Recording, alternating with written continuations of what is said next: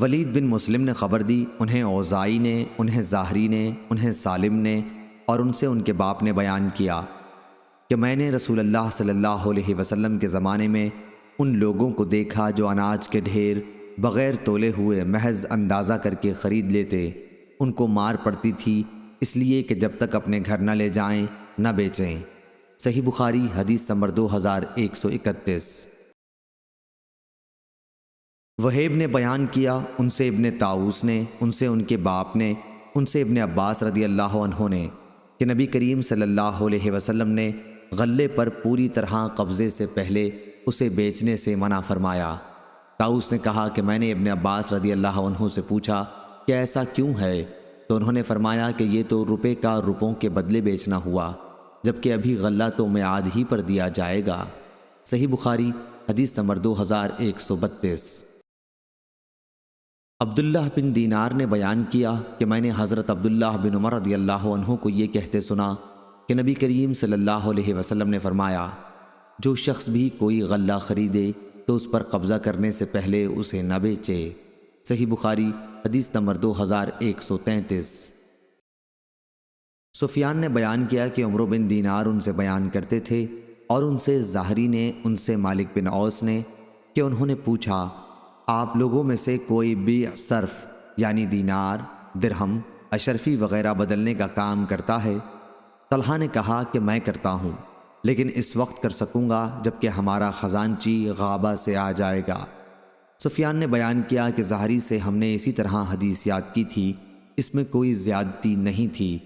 پھر انہوں نے کہا کہ مجھے مالک بن اوس نے خبر دی کہ انہوں نے عمر بن خطاب رضی اللہ عنہ سے سنا، وہ رسول اللہ صلی اللہ علیہ وسلم سے نقل کرتے تھے کہ آپ صلی اللہ علیہ وسلم نے فرمایا، سونا سونے کے بدلے میں خریدنا سود میں داخل ہے، مگر یہ کہ نقد نقد ہو۔ گیہوں گیہوں کے بدلے میں خریدنا بیچنا سود میں داخل ہے، مگر یہ کہ نقدہ نقد ہو۔ کھجور کھجور کے بدلے میں سود ہے، مگر یہ کہ نقدہ نقد ہو، اور جو کے بدلے میں سود ہے، مگر یہ کہ نقدہ نقد ہو۔ صحیح بخاری حدیث نمبر 2134۔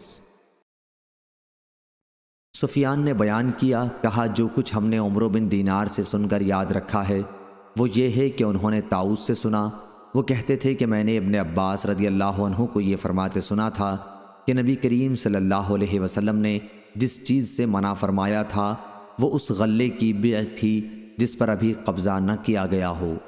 ابن عباس رضی اللہ عنہ نے فرمایا، میں تو تمام چیزوں کو اسی کے حکم میں سمجھتا ہوں، یعنی کہ کوئی بھی چیز جب خریدی جائے تو قبضہ کرنے سے پہلے اسے نہ بیچا جائے۔ صحیح بخاری حدیث نمبر 2135۔ امام مالک نے بیان کیا، ان سے نافع نے، ان سے ابن عمر رضی اللہ عنہ نے کہ نبی کریم صلی اللہ علیہ وسلم نے فرمایا، جو شخص بھی جب غلہ خریدے تو جب تک اسے پوری طرح اپنے قبضے میں نہ لے لے نہ بیچے۔ اسماعیل نے یہ زیادتی کی ہے کہ جو شخص کوئی غلہ خریدے تو اس پر قبضہ کرنے سے پہلے نہ بیچے۔ صحیح بخاری حدیث نمبر 2136۔ عبداللہ بن عمر رضی اللہ عنہ نے بیان کیا کہ میں نے رسول اللہ صلی اللہ علیہ وسلم کے عہد مبارک میں دیکھا کہ لوگوں کو اس پر تنبیہ کی جاتی جب وہ غلے کا ڈھیر خرید کر اپنے ٹھکانے پر لانے سے پہلے ہی اس کو بیچ ڈالتے۔ صحیح بخاری حدیث نمبر 2137۔ علی بن مسہر نے خبر دی، انہیں ہشام نے، انہیں ان کے باپ نے اور ان سے عائشہ رضی اللہ عنہا نے بیان کیا کہ ایسے دن مکی زندگی میں بہت ہی کم آئے جن میں نبی کریم صلی اللہ علیہ وسلم صبح و شام میں کسی نہ کسی وقت ابو بکر رضی اللہ عنہ کے گھر تشریف نہ لائے ہوں۔ پھر جب آپ صلی اللہ علیہ وسلم کو مدینہ کی طرف ہجرت کی اجازت دی گئی تو ہماری گھبراہٹ کا سبب یہ ہوا کہ آپ صلی اللہ علیہ وسلم معمول کے خلاف اچانک ظہر کے وقت ہمارے گھر تشریف لائے۔ جب حضرت ابو بکر رضی اللہ عنہ کو آپ کی آمد کی اطلاع دی گئی تو انہوں نے بھی یہی کہا کہ نبی کریم صلی اللہ علیہ وسلم اس وقت ہمارے یہاں کوئی نئی بات پیش آنے ہی کی وجہ سے تشریف لائے ہیں۔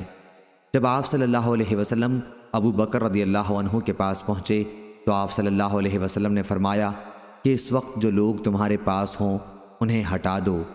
ابو بکر رضی اللہ عنہ نے عرض کیا، یا رسول اللہ صلی اللہ علیہ وسلم، یہاں تو صرف میری یہی دو بیٹیاں ہیں، یعنی عائشہ اور اسماء رضی اللہ عنہا۔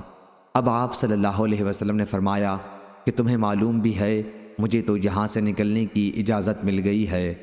ابو بکر رضی اللہ عنہ نے عرض کیا، میرے پاس 2 اونٹنیاں ہیں جنہیں میں نے نکلنے ہی کے لیے تیار کر رکھا تھا۔ آپ صلی اللہ علیہ وسلم ان میں سے ایک لے لیجئے۔ آپ صلی اللہ علیہ وسلم نے فرمایا کہ اچھا، قیمت کے بدلے میں نے 1 اونٹی لے لی۔ صحیح بخاری حدیث نمبر 2138۔ امام مالک نے بیان کیا، ان سے نافع نے اور ان سے عبداللہ بن عمر رضی اللہ عنہ نے کہ رسول اللہ صلی اللہ علیہ وسلم نے فرمایا، کوئی شخص اپنے بھائی کی خرید و فروخت میں دخل اندازی نہ کرے۔ صحیح بخاری حدیث نمبر 2139۔ سعید بن مسیب نے بیان کیا اور ان سے ابو ہریرہ رضی اللہ عنہ نے بیان کیا کہ نبی کریم صلی اللہ علیہ وسلم نے اس سے منع فرمایا کہ کوئی شہری کسی دیہاتی کا مال و اسباب بیچے، اور یہ کہ کوئی سامان خریدنے کی نیت کے بغیر دوسرے اصل خریداروں سے بڑھ کر بولی نہ دے۔ اسی طرح کوئی شخص اپنے بھائی کے سودے میں مداخلت نہ کرے۔ کوئی شخص کسی عورت کو دوسرے کے پیغام نکاح ہوتے ہوئے اپنا پیغام نہ بھیجے، اور نہ کوئی عورت اپنی کسی دینی بہن کو اس نیت سے طلاق نہ دلوائے کہ اس کے حصے کو خود حاصل کر لے۔ صحیح بخاری حدیث نمبر 2140۔ حسین مکتب نے خبر دی، انہیں عطا بن ابی رباح نے اور انہیں جابر بن عبداللہ رضی اللہ عنہ نے، کہ ایک شخص نے اپنا ایک غلام اپنے مرنے کے بعد کی شرط کے ساتھ آزاد کیا، لیکن اتفاق سے وہ شخص مفلس ہو گیا، تو نبی کریم صلی اللہ علیہ وسلم نے اس کے غلام کو لے کر فرمایا کہ اسے مجھ سے کون خریدے گا؟ اس پر نعیم بن عبداللہ رضی اللہ عنہ نے اسے اتنی قیمت پر خرید لیا، اور آپ صلی اللہ علیہ وسلم نے غلام ان کے حوالے کر دیا۔ صحیح بخاری حدیث نمبر 2141۔ امام مالک نے بیان کیا، ان سے نافع نے اور ان سے عبداللہ بن عمر رضی اللہ عنہ نے کہ نبی کریم صلی اللہ علیہ وسلم نے نجش سے منع فرمایا تھا۔ صحیح بخاری حدیث نمبر 2142۔ امام مالک نے خبر دی، انہیں نافع نے اور انہیں عبداللہ بن عمر رضی اللہ عنہ نے کہ رسول اللہ صلی اللہ علیہ وسلم نے حمل کی بی سے منع فرمایا۔ اس بی کا طریقہ جاہلیت میں رائج تھا۔ ایک شخص ایک اونٹ یا اونٹنی خریدتا اور قیمت دینے کی میعاد پر یہ مقرر کرتا کہ ایک اونٹنی جنے، پھر اس کے پیٹ کی اونٹنی بڑی ہو کر جنے۔ صحیح بخاری حدیث نمبر 2143۔ ابو سعید خدری رضی اللہ عنہ نے خبر دی کہ رسول اللہ صلی اللہ علیہ وسلم نے منابضہ کے بی سے منع فرمایا تھا۔ اس کا طریقہ یہ تھا کہ ایک آدمی بیچنے کے لیے اپنا کپڑا دوسرے شخص کی طرف جو خریدار ہوتا پھینکتا، اور اس سے پہلے کہ وہ اسے الٹے پلٹے یا اس کی طرف دیکھے، صرف پھینک دینے کی وجہ سے وہ بی لازم سمجھی جاتی تھی۔ اسی طرح حضرت صلی اللہ علیہ وسلم نے بی ملامسہ سے بھی منع فرمایا۔ اس کا یہ طریقہ تھا کہ خریدنا والا کپڑے کو بغیر دیکھے صرف اسے چھو دیتا اور اسی سے بی لازم ہو جاتی تھی۔ اسے بھی دھوکے کی بی قرار دیا گیا۔ صحیح بخاری حدیث نمبر 2144۔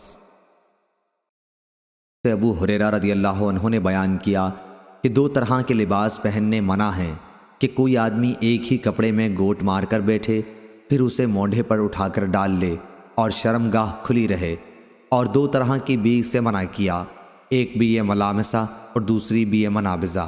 صحیح بخاری حدیث نمبر 2145۔ امام مالک نے بیان کیا، ان سے محمد بن یحییٰ بن حبان اور ابو زناد نے، ان سے اعرج نے اور ان سے ابو ہریرہ رضی اللہ عنہ نے بیان کیا کہ رسول اللہ صلی اللہ علیہ وسلم نے بی ملامسہ اور منابضہ سے منع فرمایا ہے۔